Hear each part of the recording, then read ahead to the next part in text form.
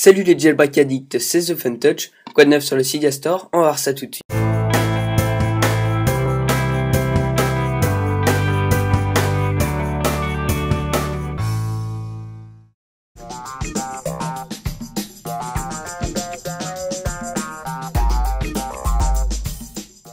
Lundi, on a eu droit à la sortie d'un tweak très attendu. Il s'agit d'ActiveDock, qui donne la possibilité d'avoir un dock similaire à celui de macOS X Mountain Lion, avec un effet de rebondissement lors de l'ouverture d'une application placée sur le dock. Il permet également d'afficher une lumière blanche lorsque l'app se tourne en tâche de fond. ActiveDock est disponible pour un coût de 1,99$ sur la source de Big Boss. D'autres tweaks ont également été rendus disponibles au téléchargement.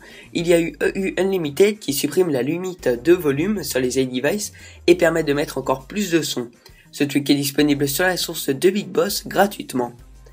Dernière sortie ce lundi, c'est Shake Air qui permet d'activer le mode avion directement depuis le lock screen en remuant tout simplement son iPhone ou iPod Touch. Ce tweak est lui aussi disponible gratuitement sur ce même repos.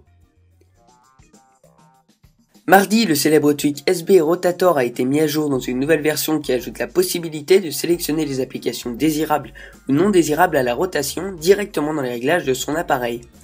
Pour le moment, seules les applications natives Facebook et Twitter sont prises en charge. Pour rappel, ce tweak permet de faire pivoter son écran dans un sens ou dans l'autre comme sur l'iPad, mais cette fois sur l'iPhone ou encore l'iPod Touch. SB Rotator est disponible pour un prix de 2,99$ sur le repos Cydia de Big Boss. En ce mardi 26 février, deux tweaks Cydia sont sortis. Il s'agit de MyVib, qui permet de désactiver le vibreur lorsque l'iPhone est posé sur une surface plate, et aussi d'activer la fonction ne pas déranger quand l'iDevice est posé sur la face avant. MyVib est disponible pour 1,99$ sur le repos de Big Boss. Le second tweak qui a vu le jour, c'est ABCD Keyboard qui active un clavier dont les lettres sont placées dans un ordre alphabétique. ABCD Keyboard est quant à lui disponible gratuitement sur cette même source Cydia.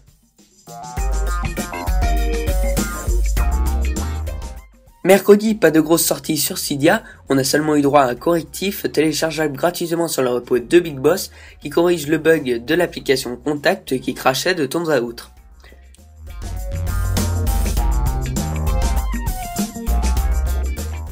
Encore une fois, jeudi n'a pas été une journée très riche en sorties. On notera tout de même la mise à jour d'Unfold qui est dorénavant moins de bugs.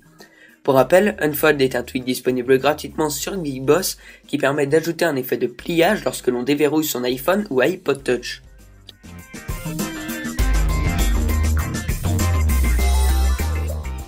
Vendredi, le célèbre hacker Planet Being, à qui l'on doit plusieurs exploits au niveau des failles de sécurité permettant le jailbreak des appareils paumés, a mis à disposition le tweak Signal 2.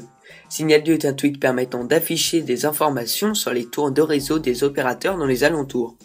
Ce tweak indique également sur quelle tour on est connecté et affiche la force du signal que l'on reçoit sur l'iPhone. Signal 2 est disponible au prix de 3,99$ sur la source de ModMyEye.